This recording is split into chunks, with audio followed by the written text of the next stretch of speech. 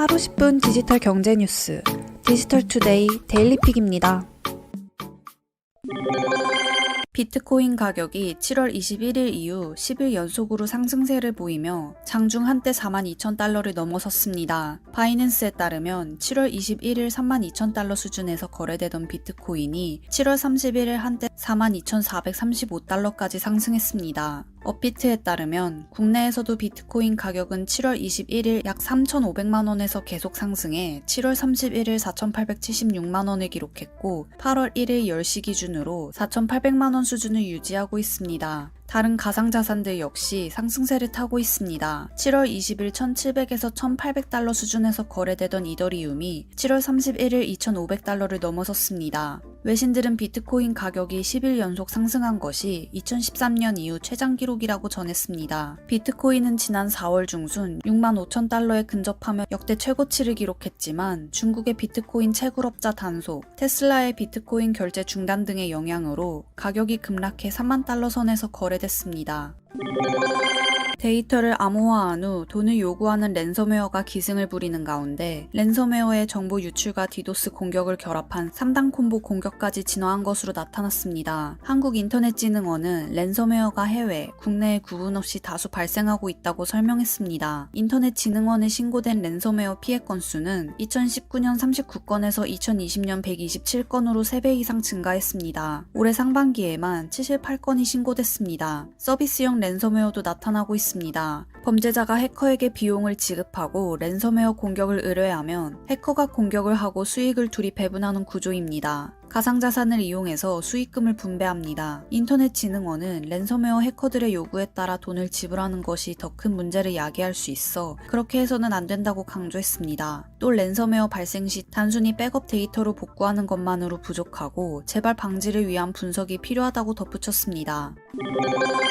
일론 머스크 테슬라 최고 경영자가 애플의 앱스토어 수수료 정책에 대해 비판을 가했습니다. 일론 머스크 CEO는 자신의 트위터를 통해 애플 앱스토어 수수료는 인터넷에서 사실상의 글로벌 세금이다 라고 주장했습니다. 앱스토어 수수료를 놓고 애플과 대립하고 있는 포트나이트 게임 제작사 에픽게임즈에 대한 공개 지지 의사를 표시한 것입니다. 에픽게임즈는 지난 5월 애플 앱스토어의 30% 수수료를 피하고자 자체 인앱 결제를 도입했다가 애플로부터 퇴출당했습니다. 이후 에픽게임즈는 애플이 모바일 앱 시장에서 지배력을 남용하고 있다고 주장하며 애플과 소송을 벌이고 있습니다. 일론 머스크는 과거에도 애플 앱스토어에 대해 벽으로 둘러싸인 정원이라며 폐쇄성을 비판한 바 있습니다. 한편 일론 머스크는 2016년 팀 쿡 애플 CEO와 테슬라 인수 협상을 벌이면서 차기 애플 CEO로 영입 제안을 받았다는 일부 보도에 대해 부인했습니다. 그는 트위터를 통해 당시 애플과 만남을 가지기로 한 적이 있었다. 그러나 인수 조건이 제시되지 않았기에 만나기를 거부했으며 이후 애플과 대화나 서신을 교환한 적이 없다고 일축했습니다. 2016년 테슬라는 모델 3 및 모델 Y 출하 직전으로 자금 조달 위기를 맞아 파산설까지 나오는 등 어려운 시기였습니다. 당시 테슬라의 기업 가치는 현재 테슬라의 6% 수준에 불과했습니다.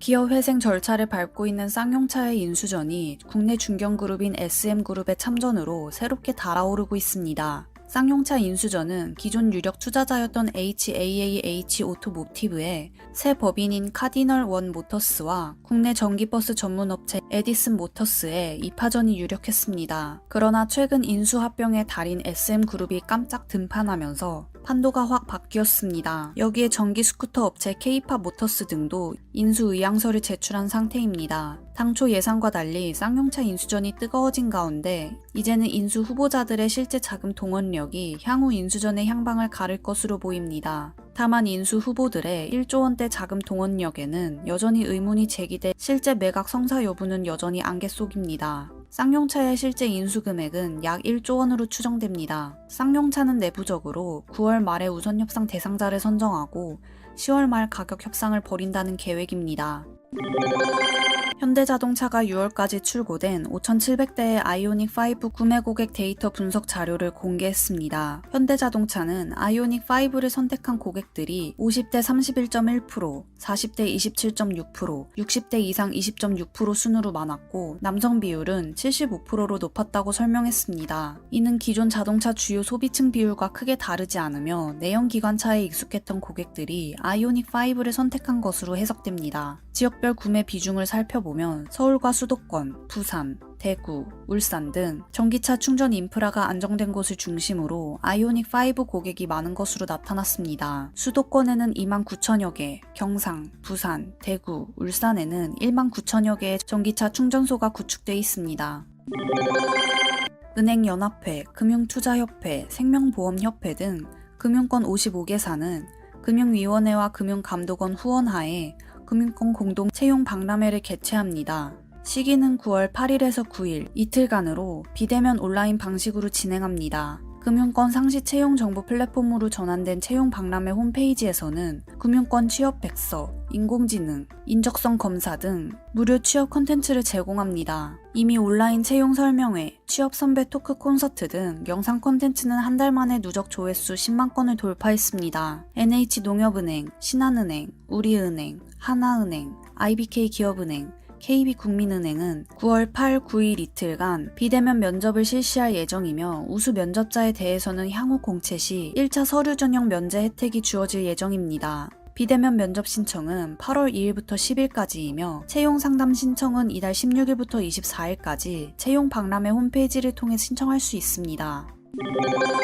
50대 이하 연령층을 대상으로 코로나19 백신 접종이 시작되면서 접종률도 서서히 높아지고 있습니다. 백신 접종이 점차 속도를 내면서 국내 누적 1차 접종자는 총 1944만 4,120명으로 이는 우리 국민 전체 인구의 약 37.9%에 해당합니다. 이 가운데 아스트라제네카 백신 접종자가 1,040만 9천명으로 가장 많고 이어 화이자 백신 705만 5,900명, 얀센 백신 112만 9,700명, 모더나 84만 9천명 순입니다. 얀센 백신은 한 차례만 백신을 맞아도 되기에 얀센 1차 접종자 수는 1, 2차 접종 수치에 모두 반영됩니다. 한편 김부겸 국무총리는 1일 전국의 방역 단계를 상향한 지 3주가 지나고 있지만 일상 속 감염이 계속되고 있다며 확산세가 반전되지 않는다면 정부는 더 강력한 방역 조치를 고려하지 않을 수 없다고 말했습니다. 김 총리는 한시라도 빨리 유행의 고리를 끊어내기 위해 초심으로 돌아가 거리두기와 방역 수칙을 준수해달라고 거듭 당부했습니다.